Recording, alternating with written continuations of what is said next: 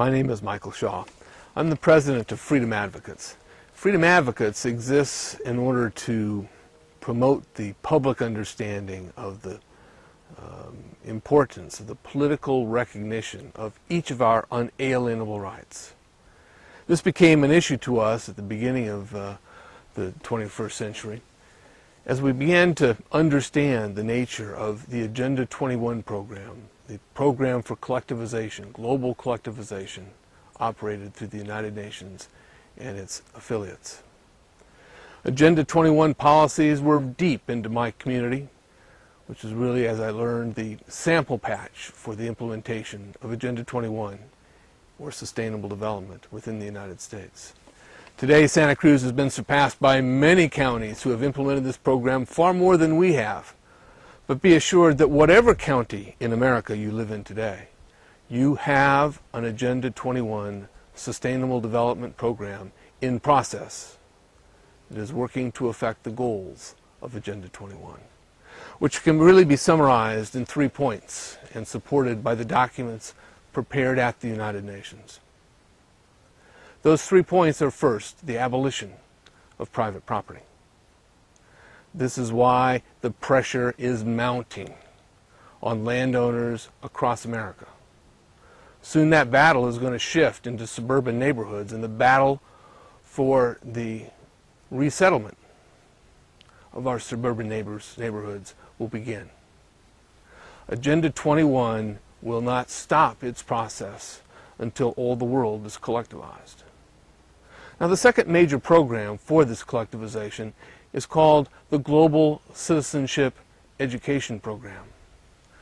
This is best evidenced by review of the federal No Child Left Behind legislation and all the series of legislations that have come along in the last several decades following the establishment of the Federal Department of Education. You see, Agenda 21 comes into the United States because President George Bush Sr., this is 1992, went to Rio de Janeiro, and on Prince Charles's yacht, he signed to the American agreement to the standards of Agenda 21 sustainable development, and he promised to return to America and infest every federal agency with Agenda 21 principles. You see, this was soft law from the United Nations, not requiring treaty approval. Simply administrative process was sufficient. So beginning in 1992, George Bush brought it to our federal agencies. Today, you can review the websites of any federal agency and you can find references to Agenda 21 or sustainable development regularly. But what's more important, you see the policies coming out from our federal government into every state and every county are in the process of implementing this global regime. So once our children are educated for the process of global citizenship, we begin to observe the third dynamic behind Agenda 21 sustainable development, and that is control over and ultimately massive reduction in human population. You say, oh, that can't be. I say, well, it is so.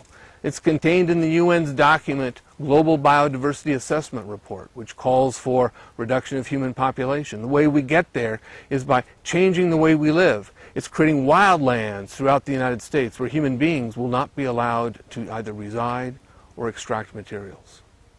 Human beings are to be congregated in smart growth communities. That's why you see in every community in California and across the country the push for walkable communities, which means you live on the 20th floor and you walk downstairs, where smart growth cages are really built for the American citizens.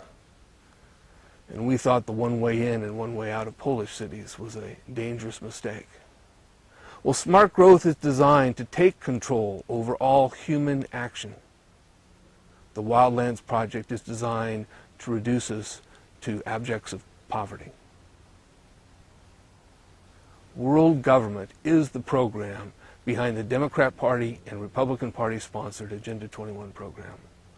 Your local politicians are paid by parties who support the globalization, including the destruction of America, because the programs of sustainable development have been in process for a lot longer than simply since 1992. but the acceleration since then has been overwhelming and accounts for the apparent crumbling of our fiat money system.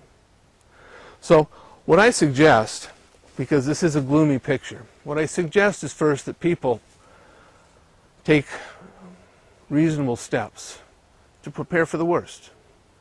Now, I could see the worst to include the destruction of our currency.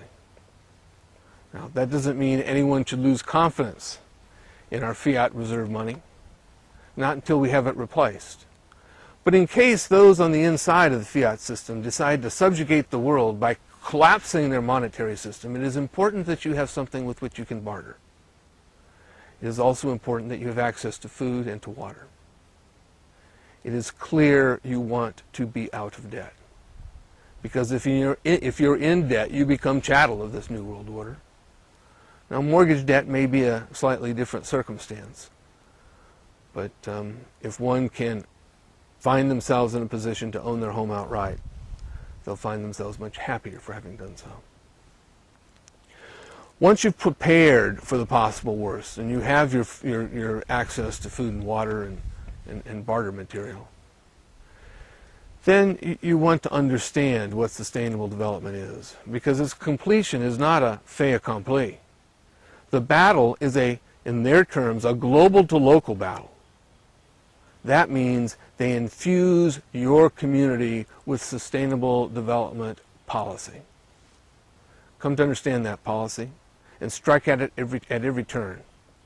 Even those programs that might appeal to you for some undefined reason need to be understood if they fit in the context of sustainable development, and almost nothing coming from our city councils and county commissioners today do not reflect that. Again, it's because the parties are controlled by the agents of world government.